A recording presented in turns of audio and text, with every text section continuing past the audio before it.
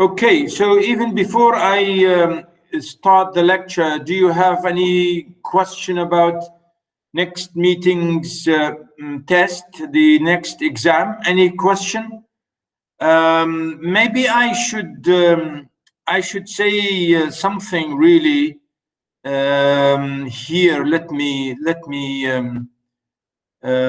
wait a minute. Let me.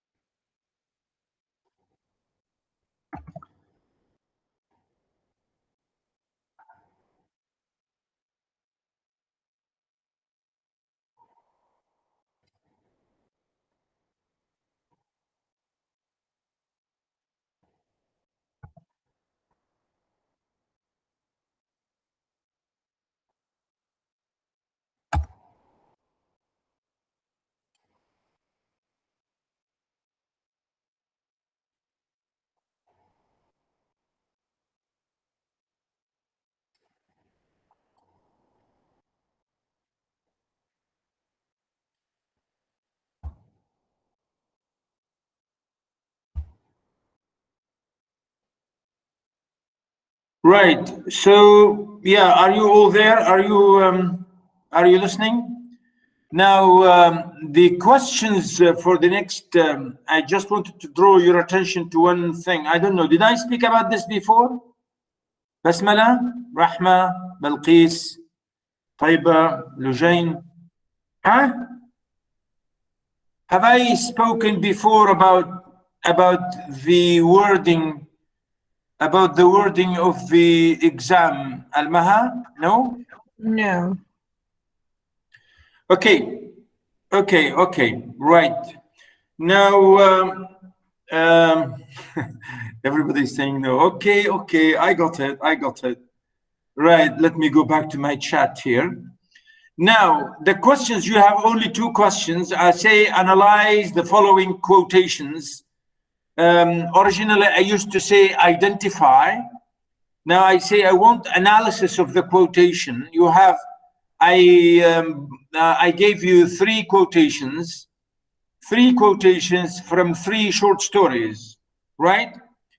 Analyze the following quotations. Name the author and the source text, that is the writer of the short story, the short story's title, that's the source text, and the significance of the quote with reference to the whole source text.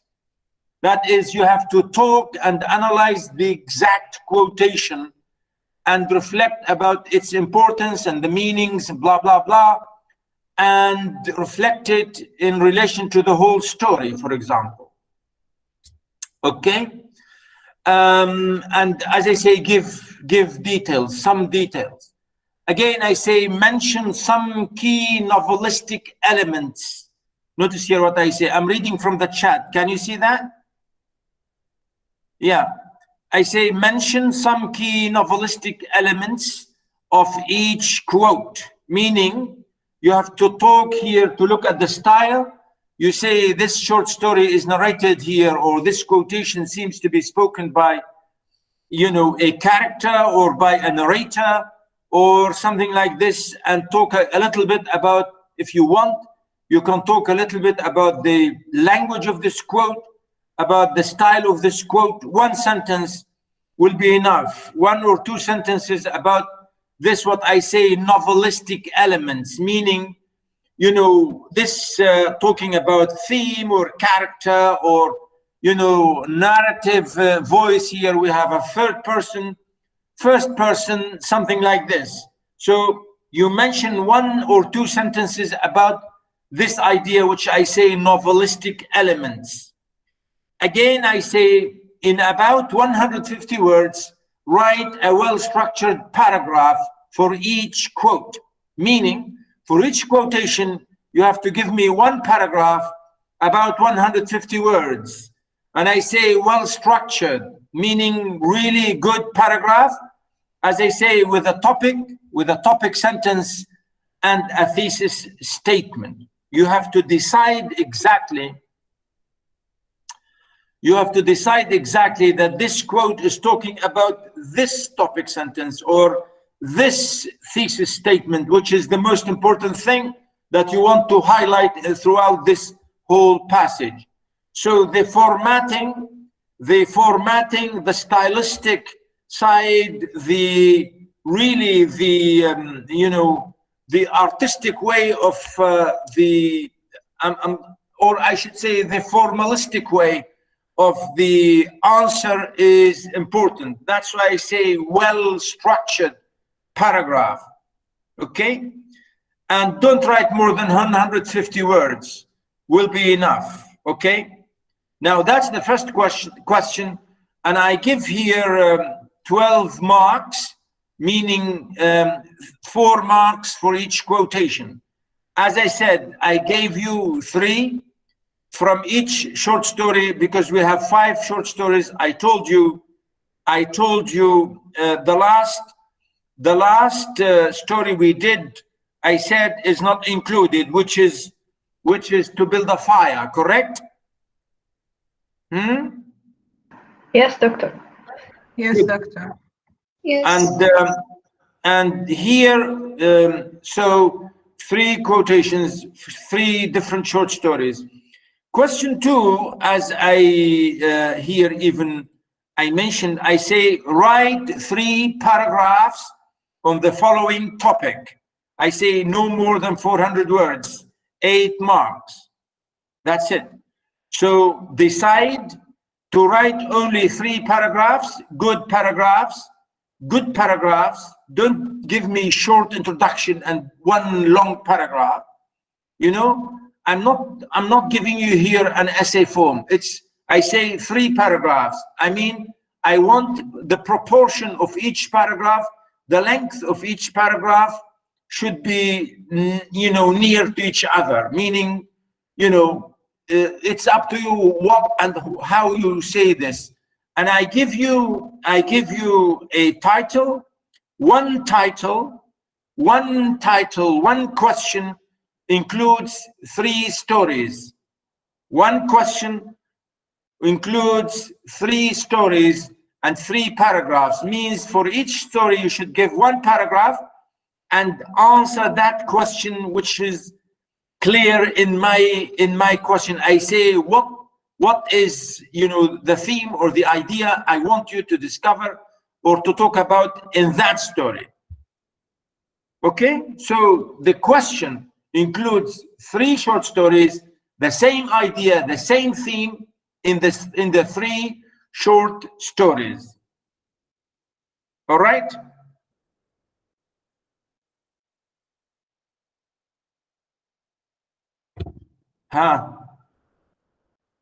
You understand?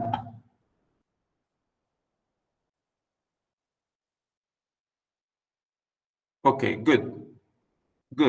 All right, fine, absolutely fine. Yeah. Okay, so if you still really need any question, as you know, I will, easily answer that, no problem. The exam will start exactly as we say here. It's going to start exactly till at 4 o'clock. I will send you the question exactly at 4, and it will be 2 hours and a half. I will send you the questions at 4 o'clock sharp, exactly at 4 o'clock. And you need to send me back the answers at 6:30. The maximum time is 2 hours and a half. Oh, come on, Rahma. I think I need more. Oh, yeah. What is it, Rahma? I think I need more clarification for the second question. Yeah. I'm saying we will have 2 questions. One the passages, and 1 like an essay. But I say only 3 paragraphs. Don't write a long essay. Just that. Basmala. Doctor? Basmala. Yes. Doctor, Almaha? can you give us more time for pray? For prayers. Oh my God, you are amazing people. Yeah, okay. I'll give you 15 minutes for prayers. Okay, So thank you you, Doctor. send, okay. Yeah. You send, the maximum time will be then 6 o'clock, 45 minutes. That means 6:45. 6:45. Huh? Okay? Or do you want more prayers? You mean, you say to me, well, Al-Maghrib as well, Doctor, because we have Al-Asr and Al-Maghrib. Huh? Okay, I think that will be enough. You can manage. I'm sure you can manage. No problem. No problem. Again, please pay attention to your comments, the comments that I sent you in your first exam. Please pay attention to your mistakes and to your grammar and so on. And you will be fine. You will be fine. Okay? Any question? Thank you, Doctor. Okay, good. All right. Now, today we'll talk about autobiography. As I said earlier on, we had, remember the name of our course, is prose. So we have done the fable, the parable, the short story, and we will give 1 or 2 examples of autobiography and 1 example of essay. Now, really, I have, for this man we are going to talk about today, I have given the same author for my course in American Survey. So I thought I will send you that video to maybe look at as an extra stuff. But you see, I'm going to repeat it today.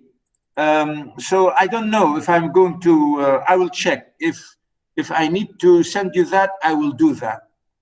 But you see, it's the same thing, because that example I gave, it was in American literature, and as an example of something to do with slavery and all this business of slaves and so on. Okay, where are we now? Where is Booker? Yeah, Booker, Washington. Yeah, Jack London. Yeah, where is it? Yes.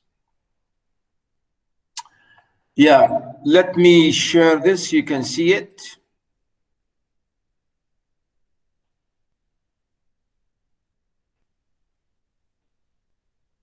Huh. Can you see that? Autobiography, Booker Washington. Booker T. Yeah, Booker T. Washington. He is a typical, absolutely,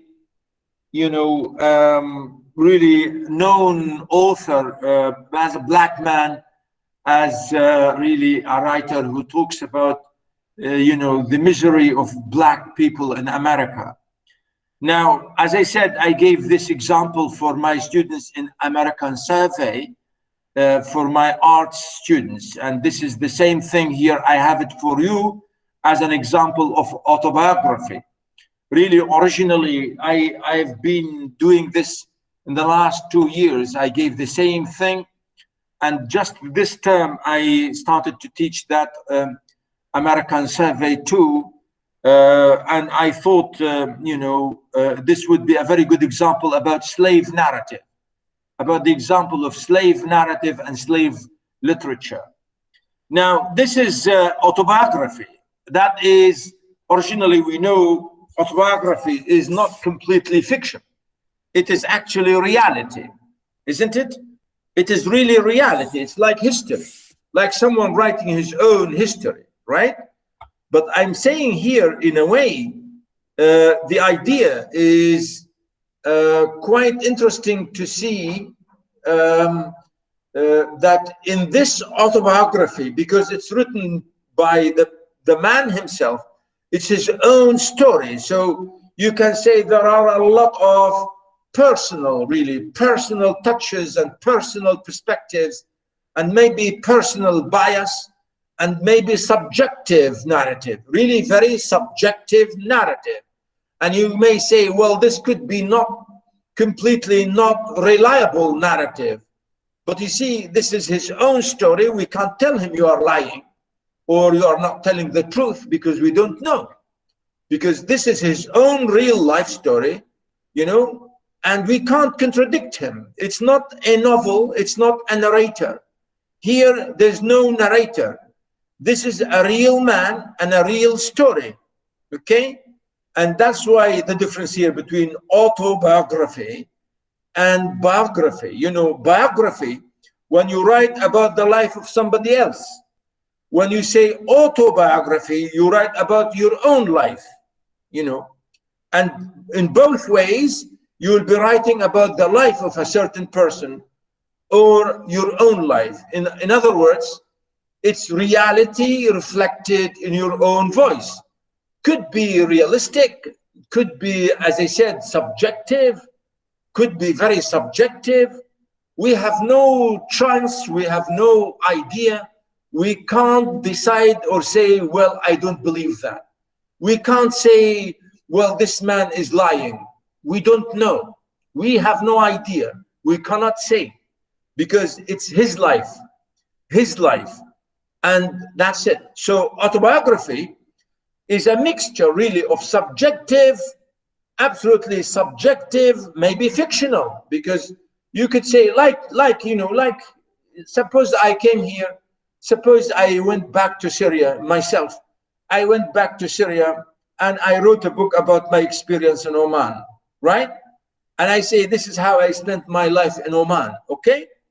So I would be writing history. I'd be writing my own story life, you know, my real story, and here in Oman, for example, if I spent 10 years in Oman, and I would write about this, my experience in Sultan Qaboos University, or whatever. So characters will be real, the place will be real, the time will be real. I am the real man, I am the speaker, I am the narrator, I am the historian, I am maybe, etc. So I could add more, I could elaborate more, I could exaggerate more, I could create stories. Nobody can tell me. Nobody can say, hey, you are creating this story. This didn't happen with you in Oman. Nobody knows. Nobody knows. So I'm saying here, autobiography and biography can be fictional. Can be fictional. We say, wow, I think this is too much. This is too much to believe. Yes, we can say that. Okay? So really, I want you to understand exactly the difference between a short story, for example, here, and an autobiography, or like an essay. Later on, we will talk about the essay. So autobiography is real, is historical, is subjective, is reality, real people, real places, etc., and real events. What happened is reality. But I'm saying the way you write about this reality, the way the language you use about this reality could be exaggerated, could be colored, could be, you know, colored and imaginative. So that's why I'm saying here, this question of subjectivity, this question of personal touches and personal exaggeration, that's what I mean here by subjective or by imaginative. So a short story is purely imaginative, is out of the blue. You know, nothing real in that short story. Unlike here in autobiography. In autobiography, everything is real. Only, as I say, some you know, peppering or coloring or exaggerating or something like that. So you say, wow, you know, this is really subjective, or this is too much exaggerated. That's it. That's it. And we shall see here in this, you know, autobiography by our friend Washington, And his name, again, is a funny name. You know, Booker T. Washington. And I think this is a funny, really funny name. And you know, really, it's amazing that black people in America, many black people really used strange names, you know, like Booker. What's Booker? You know, again, from book, and what's this? Booker and Washington, you know, the name of a city, a place. Anyway, we have this name used many times, even before being given to cities, because the first American president and the real founder of the United States was called George Washington. And anyway, so the idea here, this man is a very strong black African American man. As you can see, he was born right in the middle of the 19th century, just maybe 10 years or just 5 or 6 years before the breaking of the Civil War in America because of slavery. The Civil War, which lasted for nearly 5 years in America, and through which the American president at that time, Abraham Lincoln, the president, who was killed at that war, in the Civil War between the North and the South, because the North, white people in the North did not want slaves, and the people in the South, because they have a lot of plantations, a lot of land to plant, and they have a lot of farms, so they need workers. So that's why they brought and they borrowed and imported so many blacks from everywhere in Africa and so on. So that's why here they used a lot of slaves, and they treated them really horribly, you know.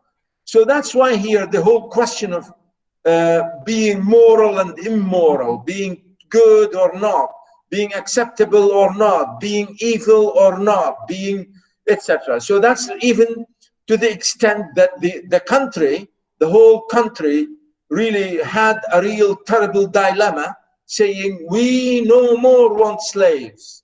We, the people of this country, should be equal. We are all equal. We are all immigrants, because most, as you know, American nation is a nation of immigrants. Today, when you look at any American person, any American woman or man, originally they are not from America. They are either from Europe or Mexico or Southern America or native or India or China or Japan or the Arab countries and so on.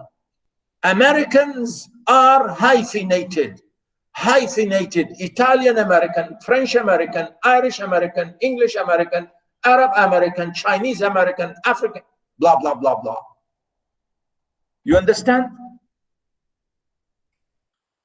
Are you following, my boys and girls? Yes, doctor.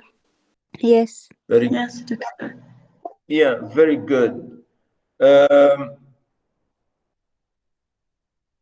Yeah, somebody said the story of a person, yeah, life written by that person. Yes, absolutely. Yeah, somebody is joining, Fatima. Okay. Right. Yeah.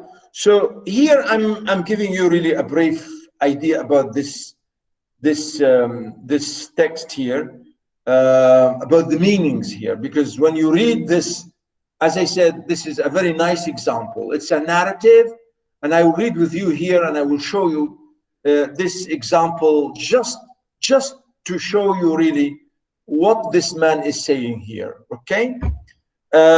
So notice here this book. This is a section from a book, only 2-3 chapters. The book is called Up from Slavery. Up from Slavery, meaning how, you know, the person just came out of slavery, the immediate time of being given freedom and, you know, or what called emancipation. And that's the title here. Really is a lovely title, as you can see. Up from Slavery means just you know, getting freedom from slavery. Notice here, I say American writer and educationist, born a slave in Virginia.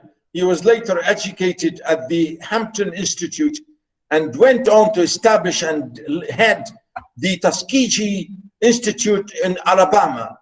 Up from Slavery, Booker T. Washington's autobiography details his rise from slavery to the leadership of his own race. So he was, oh, sorry. Who's this?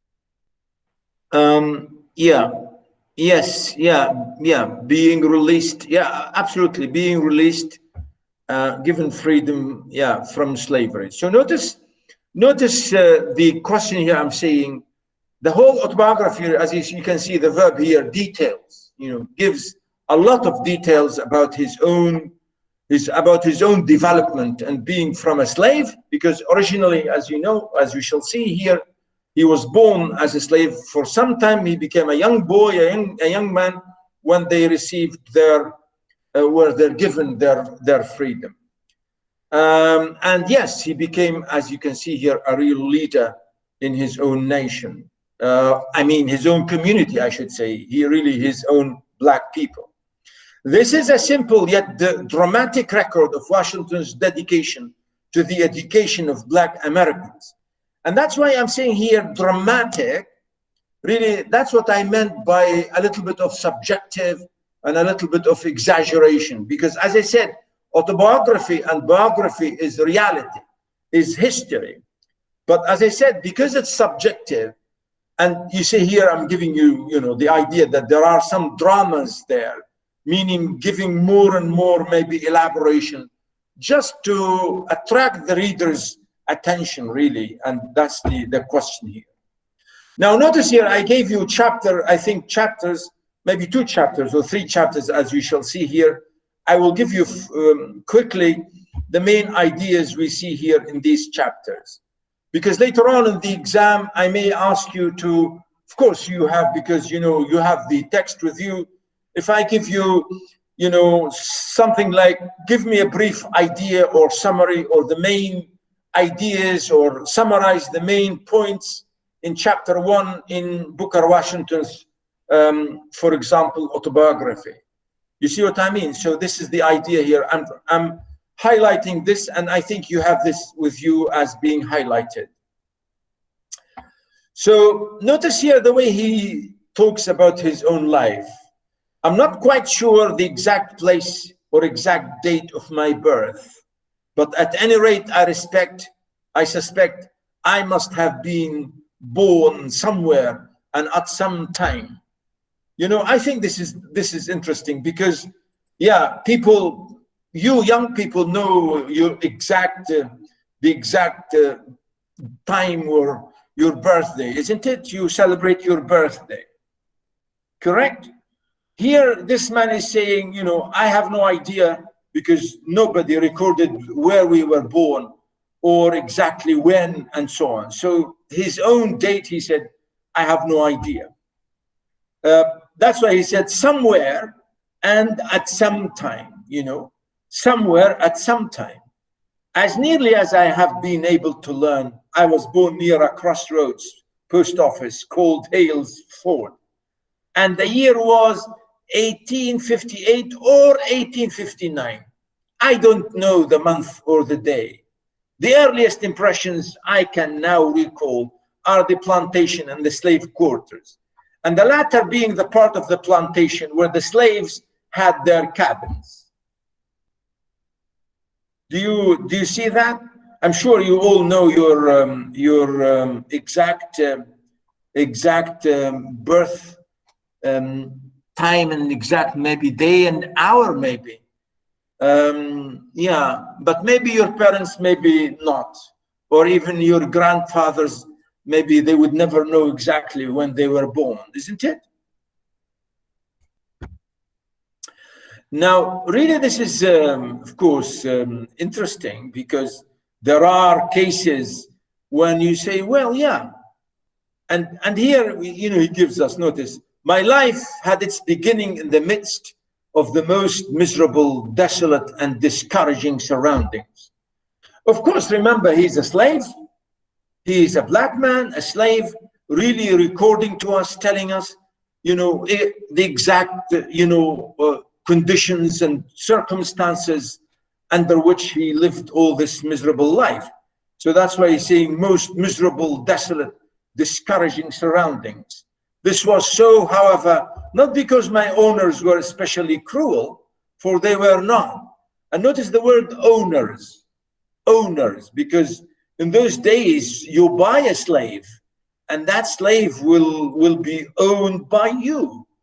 You know, and I think, you know, in a way, we know the system of slavery and people selling and getting and all this carry on about having and owning slaves. I think, you know, in many ways, this was not really good in any way. So here he tells us about that and how he was born. Notice, I was born in a typical log cabin, about 14 or 16 feet square.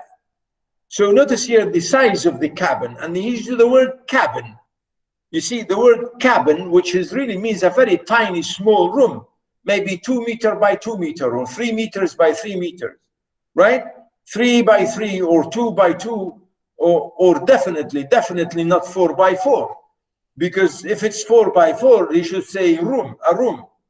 But when you say cabin, could be 2 by 2 or 2.5 by 2.5, and so on, or 3 by 3, you know? So that's what he said about 14, or by, as you can see here, about 14 by 16 feet. And I think, you know, if you look at it here, could be square when you look at it, meaning definitely less than 9 meters square, and that means 3 by 3 or even less. Anyway, and he said, notice, in this cabin I lived with my mother and a brother and sister till after the Civil War, when we were all declared free. Of my ancestry, I know almost nothing. So again, he's saying, I have no idea about my own, you know, parents or grandparents or my fathers or mothers. I have no idea. And that's what he said, nearly nothing. In the slave quarters and even later, I heard whispered conversation among the colored people of the tortures which the slaves, including no doubt my ancestors, on my mother's side suffered in the middle passage of the slave ship while being conveyed from Africa to America. You know, and he goes on here to tell us about his fathers, about his background and the real misery, how they came to America. Really very dramatic and very touching, really very emotional. And, you know, he says here, for example, my mother, I suppose, attracted the attention of a purchaser who was afterward my owner and hers. So he is telling us how he was sold with his mother to a white man to, you know, to become a slave. You can see here, he said, her addition to the slave family attracted about as much attention as the purchase of a new horse or cow. Notice here how he's using this. Of course, this is his own judgment. He's saying the way my mother was brought to that house, it's like buying a new cow, or like buying a new donkey, or like buying a new horse or something to this family. So my mother and me, when we were bought by that man, we were looked at as something bought like an animal, added to other animals at home or in the farm. And he said, about my father, I know nothing. I know even less than my mother. I don't even know his name. I have heard reports to the effect that he was a white man who lived on one of the nearby plantations.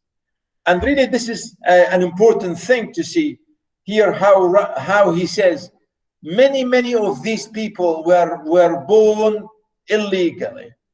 The way these women were badly abused and raped by white men, and they were never, they were never recognized or admitted as their wives. They just left them. And that's what he said. Maybe my father, he said, some people whisper and say, that my father was a white man from another place, but he said he would never admit that I'm his son, and he would never admit that my wife, astaghfirullah, my mother is his wife. So the idea really here is interesting to see how he's saying this. And this is a very, by the way, he's not exaggerating, and this was very, I don't know, I mean, it happens even still today in many societies. You bring a maid and then you marry her, so yeah, I mean, it happens. At least when you marry her officially, she becomes your wife. I think this is very good and very clean and very decent and very human. But if you don't marry her, and if you don't really admit that your child is your child from her, then this would be absolutely evil. And that's what he's saying. Whoever he was, notice here he's saying about his father, whoever he was, I never heard of his taking the least interest in me or providing in any way for my rearing, for looking after me. But I don't find special fault with him. He said, maybe it's not his own mistake. He was simply another unfortunate victim of the institution. He said that was the society, the white society, white people, white society allowed white men to marry, to savagely marry black ladies and give birth and they give birth to their children, but they would never allow them to accept them, to take them back as wives and children. And that's why he said, my father maybe wanted me, but he could not because the society would not allow it. And that's what he said. He is a victim, unfortunate victim of the institution. That is the society, the white society, the absolute bourgeois white society, the racial question here, And he said, which the nation unhappily had engrafted upon it at that time, meaning how our society, white society, believed and made it very clear to people to say, you can do that and you can't do that. And this is really the idea here. And he goes on and on and on in details. Notice here in this section, he talks about the cabin. Really, it's a lovely way how he describes the cabin. You see, really read that, ladies and gentlemen. Please read it carefully, because I really can't read it for you all here because it's a long thing. But really, it's a very nice, the way, the terrible conditions under which he was living in this terrible cabin, which is very poor and very ugly. And notice the naked earth being used as a floor. And, there is no, very inhuman, if you like. As he said, very uncomfortable. Notice he said that. Very uncomfortable, thing in every way. Okay? And notice here he said the way they used to cook and to do everything in this cabin here, he said, I think he mentioned it here, notes, there was no cooking stove on our plantation, and all the cooking for the whites and slaves my mother had to do over an open fireplace, mostly in pots and skillets, while the poorly built cabin caused us to suffer with cold in the winter. The heat from the open fireplace in summer was equally trying. He's saying, the horrible conditions under which they were living, In this little cabin, they used to do everything: sleep, have a, you know, like even not bathroom, but they used to have it like in for the cooking, for the kitchen, for the sitting, for the living room, the bedroom, etc., etc. And you can imagine how kind, you know, what life is this. The early years of my life, which were spent in the little cabin, were not very different from those of thousands of other slaves. So now he's giving us more details. It's not only me, he said, everybody else like me. All those slaves, we were living exactly the same thing. We were all the same. We were all alike. We were suffering, you know, in terrible, absolutely strong way. And he said here one thing, you know, I think is very touchy, really. You know, he said, my mother, of course, had little time in which to give attention to the training of her children during the day. She snatched a few moments for our care in the early morning before her work began. And at night, after the day's work was done, one of my earliest recollections is that my mother cooking a chicken late at night. You know, this is one of his remembrance, he said. One of the things from the past, remembering this, his mother cooking a chicken at night and awakening her children for the purpose of feeding them. How or where she got it, I don't know. I presume, however, it was procured from our owner's farm. He said, maybe my mother took that chicken from the farm where we are working. But he said, this is not our farm, it's the owner's farm. And he said, some people may call this theft. If such a thing were to happen now, I would condemn it as theft myself. Well, I don't know. We say, you know, if you are working in a field like this, you know, and you are hungry, if you are picking apples or picking oranges or picking any fruit or any vegetables or anything, if you are working in a farm with a lot of tomatoes or potatoes or, you know, beet or anything, and you are really very, very hungry, like a worker, if you eat one of those apples or oranges or whatever, do you think this is okay or not?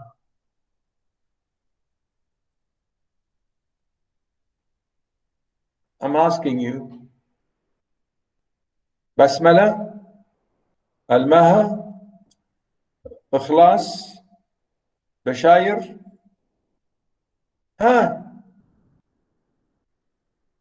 Somebody, yes, but, yes, but. Well, yeah, what if the owner didn't give you the permission? What would you do? And you are really hungry. Yeah, okay. Thank you, Ya Almaha. Yeah. Thank you, Ya Almaha. Yeah, absolutely. Yeah. You know, we have a saying in Syria, really, it's a very lovely saying. Really, we say this. I don't know. Do you say it here in Oman? We say, أعطي خبزك للخباز أعطي خبزك للخباز لو أكل نصه. Almaham, do you say that in... I think yes. I do you don't say remember. that? I think. يا بسملة أعطي خبزك للخباز لو أكل نصه. Which means al-khabbaz, always bakeries, in bakeries and people who work in bakeries. Oh, somebody said no. Well. Anyway, I will take it. I will eat it because I'm hungry and I'm working in the field and I have no other place to go. I will eat it. No problem. Really, the idea is this, because we know that al-khabbaz, when he's working and he's hungry will eat from the bread, because this is natural. It is natural. And no owner should say no. No owner should say no. No owner should say no. If he says no, he is a terrible, inhuman man, or he has no human heart, if you like. Really. Now, it's really amazing here, the idea. Of course, you may say, you know, this is something important, because he said maybe some people may call this theft, but he said, I don't think so.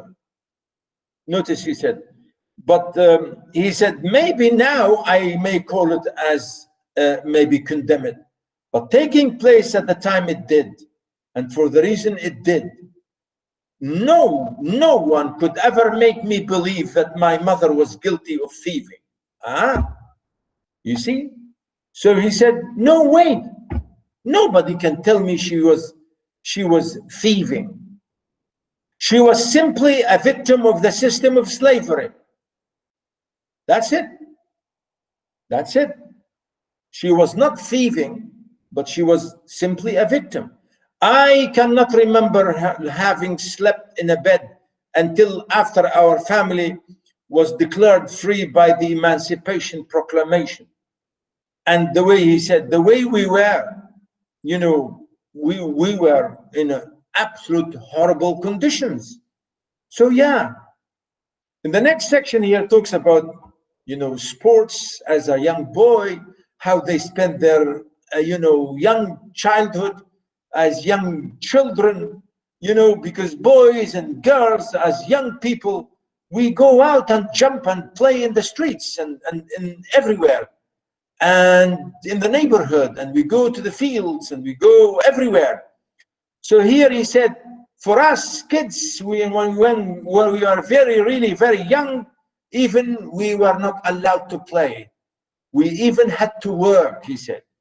Notice, almost every day of my life has been occupied in some kind of labor.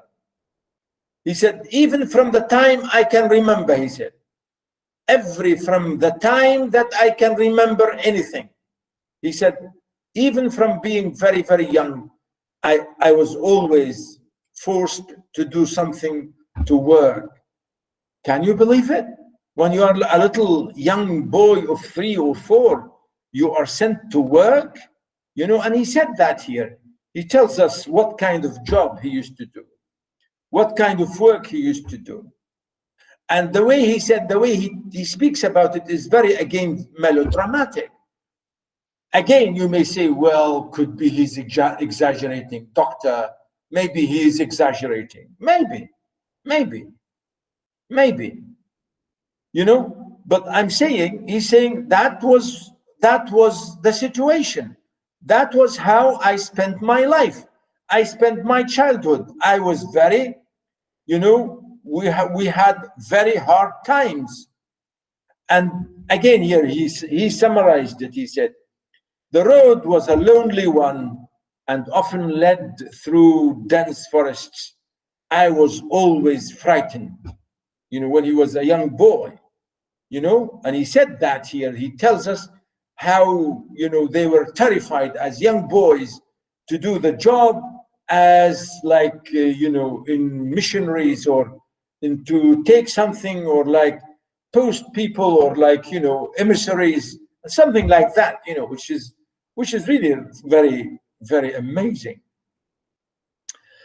Again, in the next section, he tells us, he tells us about, you know, the school time.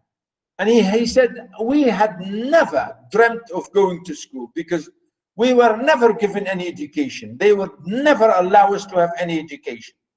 And that's what he said. I had no schooling whatever while I was a slave. Though I remember on several occasions, I went as far as the schoolhouse door with one of my young mistresses to carry her books. The picture of several dozen boys and girls in the schoolroom engaged in study made a deep impression upon me. And I had the feeling that to get into a schoolhouse and study in this way would be about the same as getting into paradise. What a shame. Ya haram. Really, ya haram, isn't it? You know, as a young boy, he used to go with his mistress to carry her books to her. To carry her books to her to the entrance of the school. And she would go into the school and he would go back. And the way he said, I look at this school and I look at the boys and girls there and inside. And he said, I felt like me going to that school, like going to paradise. Because he said, the feeling of going to school, to me, he said, this had terrible effect on my mind. And he said, we were never allowed as slaves to have any education or any knowledge. So far as I can now recall, the first knowledge that I got of the fact that we were slaves and that freedom of the slaves was being discussed. Here he moves on to the question of slavery. And when he started to get and to learn things about reality and life and so on and so on and so on and so on. So he's saying here about how the question, as I mentioned, the war here, how he talks about the war, the civil war, how, you know, the white masters and how the whole thing changed and how they got independence, or I say here really freedom from being slaves. And here he talks here about the national question. He said the national questions, which is, as I said, the question of, you know, the idea of giving these people, you know, emancipation or freedom. And he said that here. He said the way we were talking about having our freedom. Notice, these discussions showed that they understood the situation and that they kept themselves informed of events of what was termed as grapevine telegraph. I think this is a lovely telegraph here, a grapevine telegraph, meaning you spread the story to the next farm and the next farm to the next farm and that next farm to the next farm and so on till the very end. The message, the news will arrive to the very end of the area. And this is how they say how the news reached. And this is when Abraham Lincoln, and here he said, during the campaign when Lincoln was first a candidate for the presidency, the slaves on our far-off plantation, miles from my railroad, from any railroad or large city or daily newspaper, knew what the issues involved were. When war was begun between the North and the South, every slave on our plantation felt and knew that, though other issues were discussed, the primary one was that of slavery. So you see here, he's telling us, as you can see, the details about the politics, what was going on about when, during the war, before and after the war, and I mean the Civil War. Remember the Civil War between the North and the South, as I mentioned to you know earlier on in this lecture, because the war was between white and white, between the whites themselves, no blacks involved.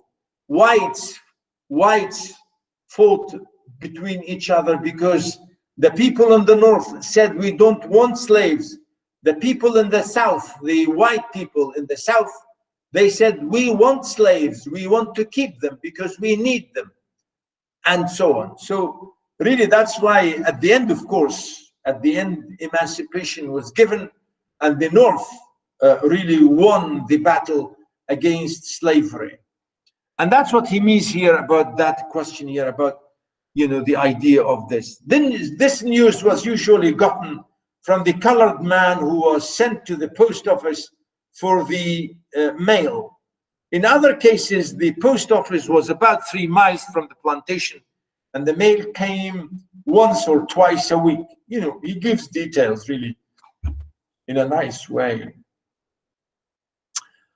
Again, you know, here he talks about, again, more details about their private their private life, their private, business in their own cabin, and the way they eat, the way they live, and so on. He said here, I can't remember a single instance during my childhood or early boyhood when our entire family sat down to a table together and God's blessings was asked and the family ate a meal in a civilized manner.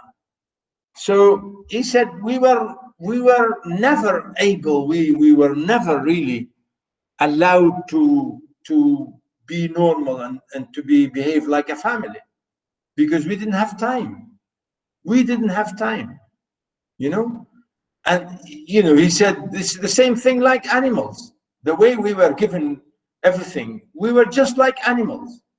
On the plantation in Virginia and even later, meals were gotten by the children very much as dumb animals get theirs. This is the idea.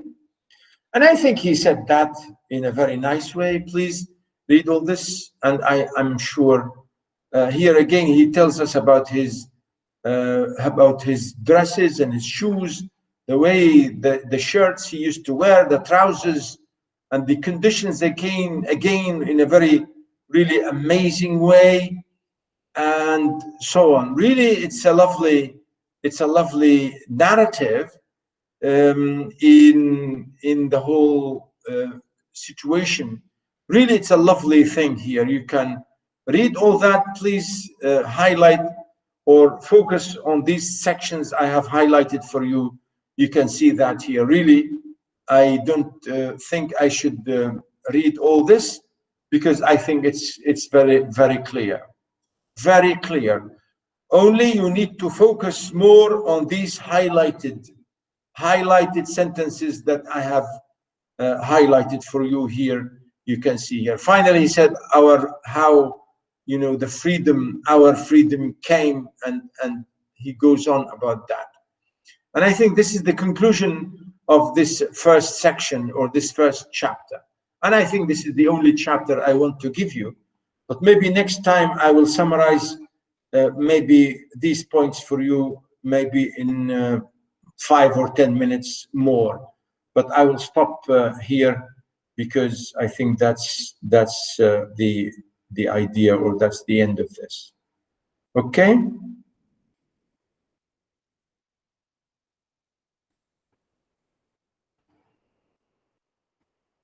Yeah. Any question?